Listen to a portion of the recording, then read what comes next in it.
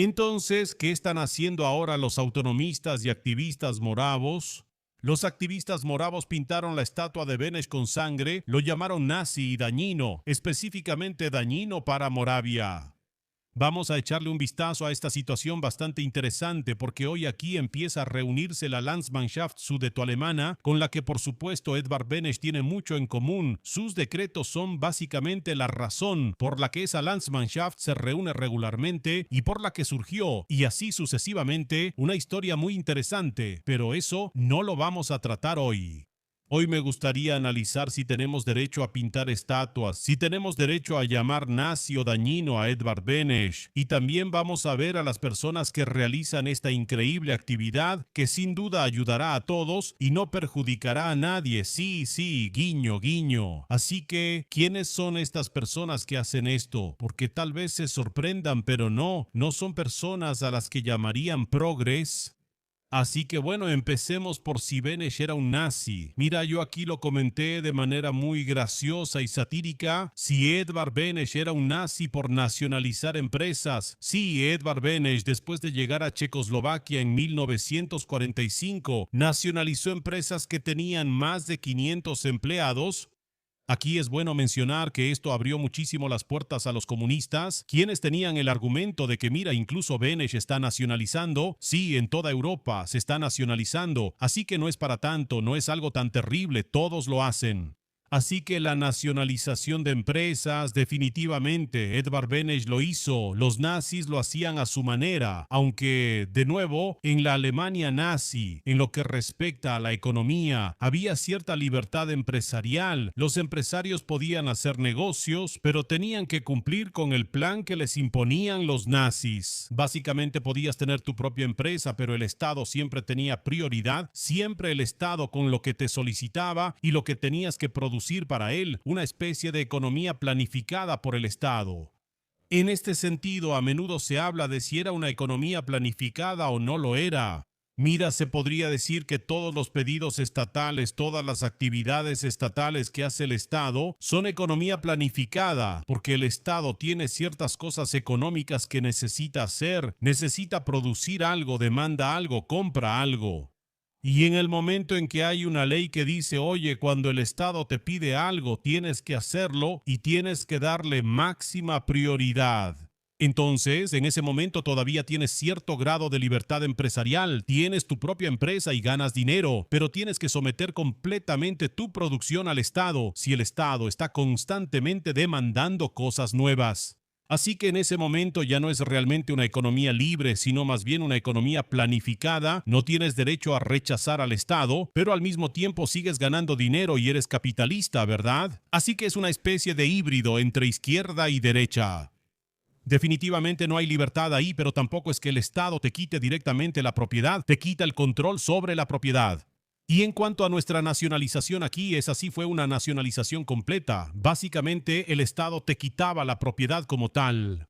Así que podríamos tachar eso aquí con Beneš, junto con el hecho de que los nazis también lo hacían así. Repito, esto es sátira, ¿ok? Esta imagen es sátira, pero la sátira siempre debe tener raíces en la verdad, en la verdad. La alianza con Stalin, pues claro, esto es algo que Edvard Beneš cumplió cuando se alió con Stalin porque no confiaba en los aliados occidentales. Luego le entregó a Stalin la Rutenia subcarpática. Y luego, por supuesto, como aquí los soviéticos y Stalin tenían un control enorme, hubo muchas deportaciones de algunos habitantes de Checoslovaquia a la Rusia soviética. Al mismo tiempo, el saqueo de las fábricas checas para la reconstrucción de la Unión Soviética también fue algo que ocurrió aquí. Y además de eso, por supuesto, el hecho de que al final nuestra alianza con Stalin y mirar hacia el este y el enorme error de Beneš al pensar que la Unión Soviética se iba a democratizar, todo eso nos llevó directamente a las garras de los bolcheviques soviéticos y al bloque oriental. Y eso, por cierto, es algo que mucha gente le reprocha a Beneš. Y esos activistas moravos, incluidos Lomeno y Lomenov-Vandalov, también se lo reprochan como uno de los mayores crímenes, es decir, el hecho de que se aliara con Stalin. Lo cual todos sabemos muy bien que los nazis en Alemania también se aliaron con Stalin. El asesinato de inocentes. Esto probablemente es la opinión más polémica, pero por supuesto se refiere tanto a la expulsión que aprobó. No es que él mismo matara gente directamente, pero aprobó la expulsión y dijo que los asesinatos, violaciones, robos y saqueos que ocurrieron durante la expulsión estaban legalizados y que nadie sería castigado por ellos. De esa manera permitió la violencia y los asesinatos impunes, lo cual yo consideraría como el asesinato de inocentes. De la misma manera, así como los nazis obviamente mataron a inocentes, eso también lo entendemos todos. Sin embargo, en cuanto al asesinato de inocentes, a eso le agregaría el hecho de que Eduardo Benes permitía la liquidación política, pero también personal de sus oponentes políticos de la Primera República, quienes realmente no habían cometido ningún gran delito. Por ejemplo, su mayor crimen, que considero realmente muy difícil de perdonar a Edvard Beneš, es su actitud hacia el señor Hacha. Sí, en ese sentido fue una bajeza de gran calibre, y personalmente no creo que tuviera que terminar así, que fuera inevitable y que tuvieran que tratarlo de esa manera. Así que un enorme grado de injusticia que Beneš aplicaba y ejercía contra las personas que estaban en su contra, aunque no hubieran hecho nada malo. Definitivamente la eliminación e incluso a menudo el asesinato de personas inocentes.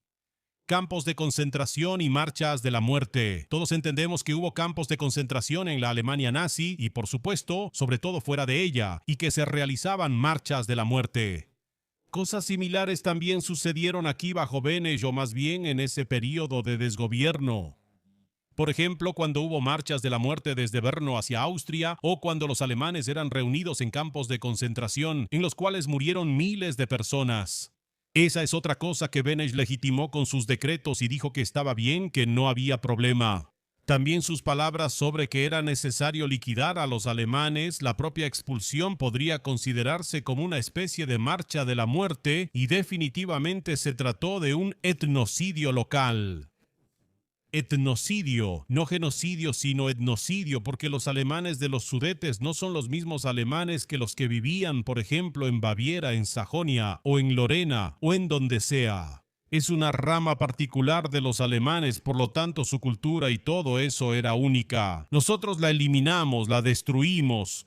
Eso significa que, bajo la dirección de Edvard Beneš, hasta cierto punto también fuimos responsables de campos de concentración y marchas de la muerte, y se podría decir incluso genocidio cultural.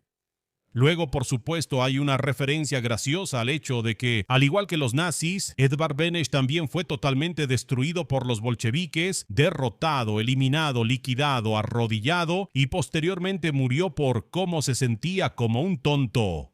Y no podemos olvidar ese bigote genial. Sí, si tienes un bigote genial, entonces eres un nazi certificado, por supuesto. Así que mira, esta es obviamente una imagen satírica, una especie de comparación con los nazis, pero más o menos el objetivo de esta imagen es generar debate, despertar interés en esos temas y de una forma simplificada comparar cómo podrían haber pensado estas personas. Y al mismo tiempo quiero burlarme con esta imagen tanto de los patriotas amargados que no ven la realidad, como también de la gente aquí que, basándose en ciertas cosas, declara abiertamente que Eduardo Beneš es un nazi. Y ahora, ¿por qué esos moravos declararon a Eduardo Beneš como un nazi checo? Lo declararon un nazi checo porque es un checo que promovía los intereses de Chequia y no promovía los intereses de Moravia. Básicamente el movimiento territorial de Moravia del cual provienen estos activistas y que dice que no sabe nada sobre esa acción, sí, pero del cual provienen estos activistas, pues el movimiento regional moravo dice que Moravia debería ser, digamos, autónoma, que deberían existir medios de comunicación moravos independientes. En realidad, un desarrollo justo de Moravia y Silesia, la regionalización de la República Checa según las tierras tradicionales, ¿sí? Así que querrían restaurar la organización territorial de Bohemia, Moravia y Silesia también a nivel oficial y en resumen a nivel político y no solo histórico. Así que este es el grupo del movimiento regional moravo. Y en cuanto a ellos, pues obviamente al hacer esta acción llamaron brutalmente la atención sobre sí mismos. porque los grandes medios están escribiendo sobre esta acción, pero me parece que a pesar de que llamaron la atención, en realidad nadie se toma el trabajo de investigar qué es el movimiento territorial de Moravia, y más o menos todos van a culpar de esta acción a algunos progres de Berren o algo así, y no se dan cuenta de que el movimiento regional moravo aquí en realidad no vino a defender a los alemanes. No vinieron aquí a defender simplemente al Landsmannschaft, para nada vinieron aquí a posicionarse en contra de la República Checa, sino que lo que hacen los moravos aquí es que quieren mencionar de qué manera Beneš le hizo daño a la gente, al colaborar con los comunistas y al aliarse con Stalin, quien posteriormente mató gente en Chequia y así sucesivamente, etcétera. Sí, esto es lo que los moravos quieren criticar y critican, solo que, por supuesto, aunque en los medios se escribe que fueron personas del movimiento territorial de Moravia y que tenían tales y cuales motivaciones, la gente no lo lee, ¿verdad? La gente no lee lo que querían los moravos o qué querían criticar con eso o contra qué se posicionaron. La gente solo ve a Beneš pintado de rojo con las manos llenas de sangre. En el momento en que empieza el Landsmannschaft sudeto-alemán, ergo eso significa que lo pintó algún progre que apoya al Landsmannschaft sudeto-alemán. Sin embargo, el movimiento territorial de Moravia con su acción básicamente quería llamar la atención sobre el hecho de que Beneš no tiene nada que ver con la Universidad Masaryk. ¿Dónde está esa estatua, por cierto, que él no era moravo, que le hizo daño a Moravia y que en realidad no debería tener ninguna estatua porque nos traicionó en Múnich, se vendió a Stalin, mató a mucha gente, nacionalizó, cometió crímenes, legitimó crímenes y todas esas cosas? Sí, el movimiento moravo se opone a estas cosas y eso es probablemente lo que les gustaría lograr. No lo lograron porque la gente en este momento principalmente ve que él era un partidario de los sudetoalemanes, lo cual no es cierto. Fue este grupo de moravos peculiares, fuerzas separatistas en Moravia.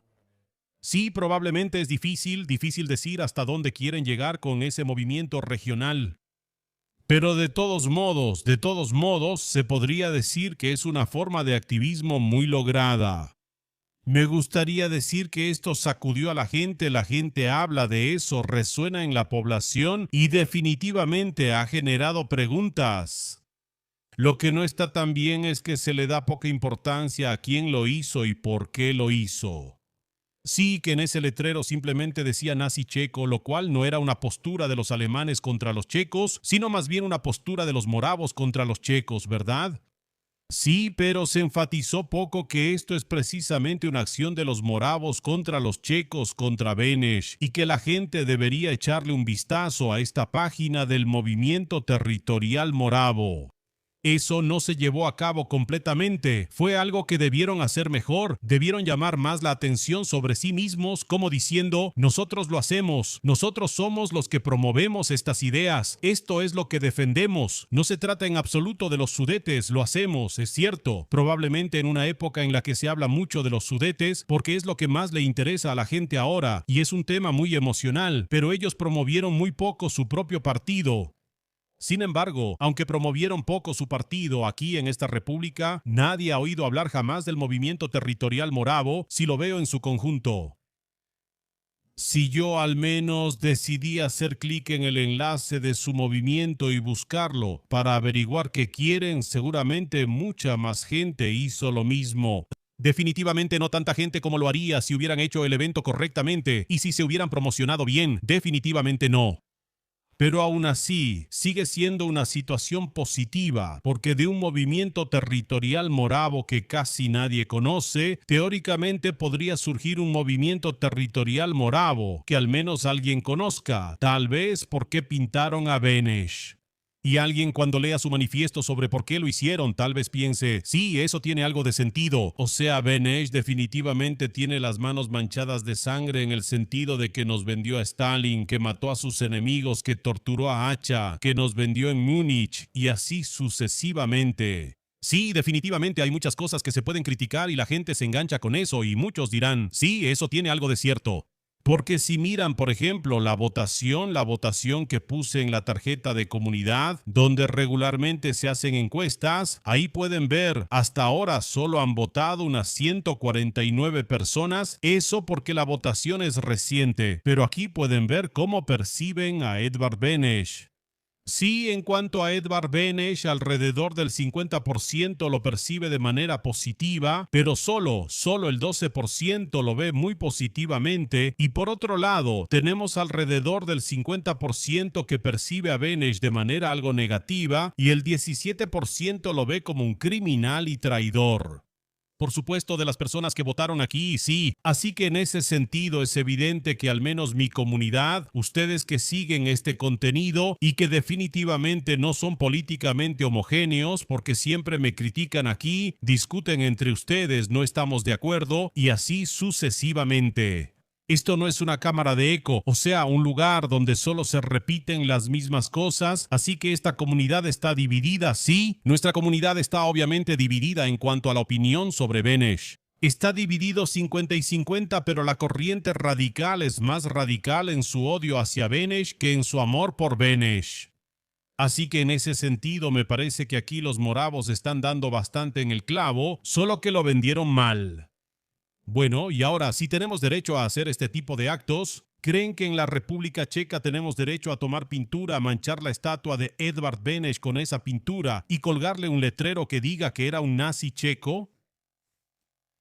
Mira, tenemos derecho a expresarnos, tenemos derecho a tener una opinión, tenemos derecho a la libertad de expresión. Definitivamente la gente debería tener derecho a pararse junto a Edvard Beneš y tener pancartas y gritar que Beneš es un nazi. Definitivamente tienen ese derecho. No tienen derecho a dañar la estatua de Edvard Beneš porque no es su propiedad y la pintura daña la estatua de Edvard Beneš que probablemente es propiedad de la ciudad o de la universidad, es difícil decirlo, pero simplemente es propiedad ajena. Y por eso obviamente hay castigos. Entonces aquí llegamos a un terreno delicado sobre lo que tenemos o no tenemos derecho, porque muchos activistas que quieren promover alguna opinión o alguna dirección política, obviamente violan las leyes, y ellos violan las leyes sabiendo que las están violando, porque consideran que en este caso específico, la ley checa es inferior a lo que ellos quieren promover o comunicar de alguna manera. Sí, tenemos muchos activistas incluso del espectro de derecha, por ejemplo Ursa, quien para demostrar que tiene razón de alguna manera proclamaba en la calle creo que algo sobre el nazismo o algo así, lo cual está prohibido en la República Checa.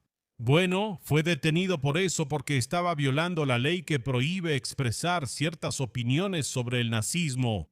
Ya no recuerdo exactamente cómo fue lo de Ursa en ese entonces, pero en cuanto a esto, fue un ejemplo de cuando violas la ley para señalar algún problema o alguna cuestión. Esto es algo similar, ¿verdad? Aquí violas la ley para señalar algún problema, alguna cuestión. Y mucha gente obviamente dirá, oh, estás violando la ley, eres lo peor del mundo. Pero mucha gente se pone a pensar si no hay algo de cierto en eso, y ese es realmente el propósito de estas acciones activistas que ya son un poco extremas. Esto es en realidad como el punto ideal entre ser un activista que a nadie le importa porque no hago nada llamativo y ser un activista que le importa a alguien porque le estoy incendiando la casa. Sí, básicamente se podría decir que esto es un equilibrio entre incendiar casas y almacenes de drones y fábricas de armas y escribir un estado en Facebook que nadie lee. Sí, equilibrio, balance, básicamente es parecido a cuando vas, no sé, en la autopista y vas a una velocidad de 30 kilómetros por hora o cuando vas a alguna carretera y la bloqueas. Es un nivel similar de infracción de alguna ley, se podría decir.